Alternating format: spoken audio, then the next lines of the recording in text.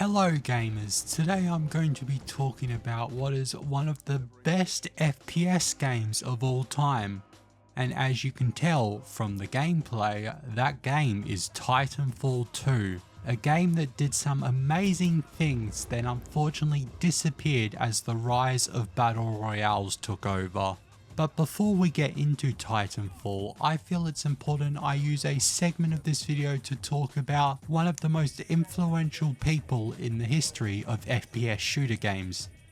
That being the late Vince Zampella. Vince started his journey in game making at 2015 Inc., where he worked on what many would consider the start of the FPS genre as a whole, especially the start of what it became today, that being Medal of Honor Allied Assault, the first FPS game to dive into the world of World War II shooters. Allied Assault releasing to great success for the time, of course. However, maybe Allied Assault was a little too successful, as Studio 2015 would be brought out by EA, where Vince would start to lose creative control on his projects. This would see him and some other key people in the FPS genre leave the studio in 2003 and start their own company, one that you may or may not have heard before, but most definitely have, that being Infinity Ward, where Vince would publish the first Call of Duty game in late 2003, where the team at Infinity Ward would start to define not just Call of Duty, the whole next generation of shooter games. And FPS enjoyers around the world, much like child me dreaming of becoming a pro COD player, and then going 2-13 in a search and destroy match. But after years of pumping out amazing games, the same problem from years ago reared its ugly head again. As after the success of what was one of the biggest games of all time, MW2, Activision wanted more control over Infinity Ward. And not only that, Activision was withholding pay from members of Infinity Ward. Then Activision would fire Vince and his longtime collaborator Jason West. So Vince and Jason and a bunch of other team from Infinity Ward did what they had done years before and started a new studio. That one responsible for the game we are playing today and other games I have covered before on the channel, those being the Jedi Survivor / Jedi Fallen Order games. Respawn Entertainment, which would be supported by someone we have heard of before in this story, that being EA, seemingly allowing more creative control to Vince and his team this time round. Where of course we would get great games such as Titanfall 1 and 2, although the campaign from Titanfall 1 was literally just some cutscenes in a multiplayer match. Not even cutscenes, sorry, like a person in the corner of your screen telling you the story, which was not great, but they definitely made up for that with Titanfall 2, which we'll talk of soon. Then of course the Jedi games, and also doing work on Battlefield 6. Meaning that Vince had touched basically every FPS shooter game you've ever played. From Titanfall to Call of Duty to Battlefield to Medal of Honor. Is there really any more? There probably is, but I honestly can't think of any at the moment, which is a pretty good resume to leave behind. I struggle to put into words the importance I think Call of Duty had on gaming as a whole. Obviously now it's just slop for the most part, and it seems like not many people really care about it at the moment. That could of course change, but a lot of the games just feel, especially with the AI used in the most recent Call of Duty, it's just bleh. But like back MW1, MW2 days, I think Call of Duty helped push gaming into a more generalized audience compared to just your sweaty people in basements. Of course, there would have been another game if it wasn't Call of Duty, but it was Call of Duty. But anyways, let's quickly move on. So after looking at Vince's years of work on the FPS genre, and remembering that of course he is only part of a team, and from what I understand, a lot of his team followed him each time he left a company. Actually, conveniently, the day I'm recording this video, the DICE Summit had just happened, and they did a very good sort of memorial piece on Vince, and I will leave it linked in the description. It is highly worth watching. Phil Spencer's in it, and they label him as the CEO of Microsoft Gaming, which was funny. But yeah, it's a good documentary. I highly recommend you watch it. But all this to also say, I feel in many ways Titanfall 2 might be the Magnum Opus of the FPS genre. Especially with all the FPS games no longer being what we knew from our childhood, or at least from my childhood, as a lot more of its battle royale games. And I'm also afraid we're not going to get anything else to do with the Titanfall IP. Not just because of Vince passing, but of course the wild success of Apex Legends, which I think has little bits of Titanfall lore sprinkled into it. But I'm not a battle royale game and I haven't played it. But all this to say that Titanfall 2 has a lot on its shoulders, but it lives up to it and maybe even more. Not only being a smooth gameplay genre, the parkour in this game is butter. Is it the best parkour system I've ever played? No. Is it significantly better than, say, the parkour in modern Call of Duties? I believe so. And of course, the graphics aren't the most important in an FPS game, but there are some scenes in this game that look absolutely incredible. I'm mainly thinking towards one that happens at the end of the game, which I'll show you on screen now. It's kind of a spoiler, kind of not. But the planet destruction here just looks incredible, especially for how old Titanfall 2 is. I literally struggle to come up with negatives to say about Titanfall 2. I mean, the biggest negative I can think of at the moment is the campaign is only 3 hours, which is on the shorter side. But also, the amount they pack into those 3 hours is incredible. With a lot of, I would say, experimental features that show up, you get to enjoy them, and then they go away, never overstaying their welcome. It's just mint. Now, of course, I could maybe say, oh, maybe the guns don't sound like how they should do, but A, they're futuristic guns, and B, I'm not a massive gun nut. The only sound I know that a gun makes is the ping of an M1 Garand ejector. I definitely said Garand, M1 Garand. God, see, I don't even know how to say it properly anymore. But all this to say, Titanfall 2 is an incredible game, and now I get to do what I love to do, talk about the game's story. During the story, we play as one Jack Cooper, a rifleman in the Frontier Militia Army. The Frontier Militia being a group of planets in the, you guessed it, frontier regions of space that are fighting against the IMC, which is basically a mining company that has control of a bunch of planets for mining and manufacturing reasons. And of course, the militia are fighting back against this. And the best weapon that both sides have at their disposal are that of Titans. Basically mechs.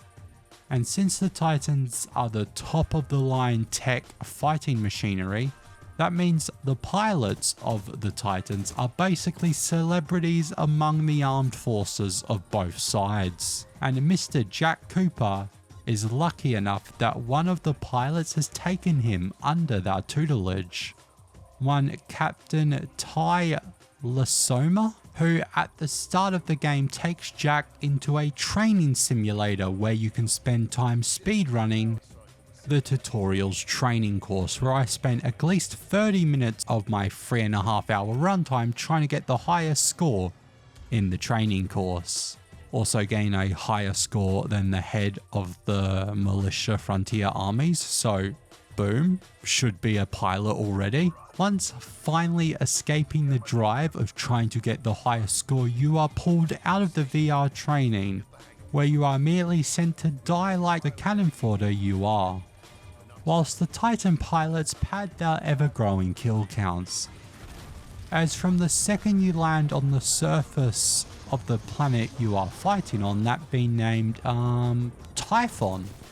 So Titanfall takes place in a galaxy far away.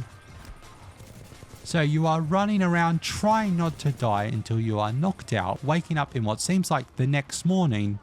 The battle seems lost as you re-meet up with the captain of the Titan that was training you. That is when a bunch of MIC mercs attack, killing the captain.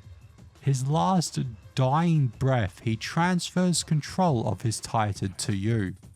The creatively named BT-7274, which I would say is a boring and uninspired name, but I remembered that without needing to look it up, and I haven't played the game in months, so I mean, it works.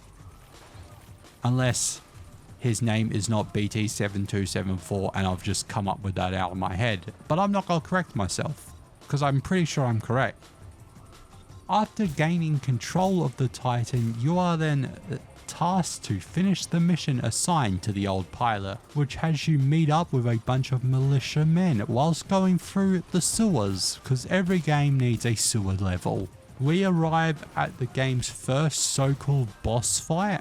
However, unfortunately all the boss fights in this game are a little overwhelming, as in not that difficult, you just spam your attacks and they die pretty quickly. But this boss being Kane, there are a couple other bosses you'll experience throughout the game, but after killing him, you are then separated from BT for a short amount of time, as he is pulled deeper into the facility, where you follow him into the compound you were entering, which seems to be a massive manufacturing plant. It almost seems this whole planet has been called out for this one manufacturing facility, where they are making, I think, training grounds.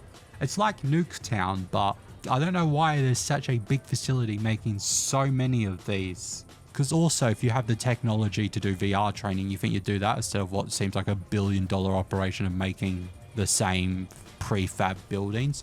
But this is a incredibly cool level. Running around all the in-progress builds, trying to stay alive while you try to reconnect with BT-7274. Mint, beautiful segment until you finally re-meet with your favorite Titan companion, where you run into the next boss, this being Ash, who runs and controls the facility. However, she is once again a couple shots until death. Pretty easy fight. However, after making your way out of the factory, we get to one of the game's first big it factors. The thing, if you've never heard of Titanfall, you have probably still heard of this mission. That being most famously known as the time travel mission, where you are sent to explore an abandoned facility with weird readings coming off it. As it turns out, the facility you are at, which in current time is completely destroyed, was the manufacturing facility for a super weapon of kinds, with a very custom power supply by the name of the Ark, where after finding another Titan pilot who had died, you take his bracelet, which allows you to control your rifts between time. Using this ability to make your way through the factory, obviously using times, jumps to get through certain obstacles. Which there is this really cool scene where you time jump to the past in front of a classroom of a teacher giving a speech, where you can then time jump to the future, where you hear a recording of the teacher giving a lecture, and then you hear the teacher stop and introduce himself to you as you run through the thing, which I thought that was a pretty cool feature to include. But after having fun with the time travel and finding the source of the power supply for the super weapon, the power supply being referred to as the Ark, is what has made this area of the planet so unstable. So you of course have to quickly try to inform the Frontier High Command what is going on. Of course, this weapon having the ability to reduce planets to rubble. But of course, obviously because of the Ark, communications are down at the moment, so you have to make your way to a communication disc, where you meet up with some more Frontier soldiers, and of course you get another boss fight, because of course there wasn't a boss fight at the time travel section, which was unfortunate. not really, you don't miss out on much. And whilst trying to realign the satellite dish, this is where we get the game's next, what I would call massive sort of innovation feature that shows up for this mission. A gun that gives you the ability to manipulate and control certain electrical features in the environment, which this is a bit less revolutionary than time travel if I'm being completely honest, but it's just so cool as you're wall running from platform to platform using the gun to activate the platforms as you go. If you get it right, it just looks amazing. I did not because I suck at video games, but if you're good, or you can look up clips of people doing it good, not awful like the one you're probably seeing now, it looks pretty cool. And it's just another unique feature that you don't need in a simulaic FPS campaign, but of course Titanfall 2 does that because it was probably trying to make up on the shortcomings of the Titanfall 1 campaign. However, once being able to re-establish communications, the Frontier Army is able to meet up with you as you give them this information. And of course, the big boss of the Frontier wasn't too happy with you taking over control of BT, as there are separate pilots in the program who should have got the mech before you. But I mean, at this point, you and BT are kind of bonding, so BT asks to keep you, and it is allowed. Also, the relationship between Jack and BT is very interesting. I like how it grows. Even with the game's short runtime, they have the space to allow a very clear relationship progression between Jack and BT, where the point where they feel like brothers towards the end of the game. But after being picked up by what is left of the Frontier forces, where we basically get to experience Titanfall D-Day, with everything the Frontier has left, we assault the final IMC compound where the Ark and the superweapon are being held. Where after this amazing D-Day segment, which of course is also a very full moment situation, as back in Vince's first major game, Medal of Honor Allied Assault, that game opens with D-Day. That's like the big thing of that game's campaign. So getting to relive a D-Day in the future was pretty cool. But we get the third coolest mission in this game, and still cooler than any other FPS shooter mission, where you are on one high-speed spaceship chasing down another high-speed spaceship mere miles from the surface of the planet. And this is just the most high-octane, adrenaline-filled coolness you have ever seen in your life. I can't think of a better word than that. It is just so cool. And this is also where we run to what I believe of it is everyone's favorite bad guy boss, that being Viper. The only reason I think this is everyone's favorite boss is because A, he's cool as hell, of course he's your favorite, and B, he actually shows up in Apex Legends, from what I have been told from my friend who plays Apex Legends, because once again, I don't do that battle royale stuff. I'm old, I don't have the reflexes for it anymore. So that's cool.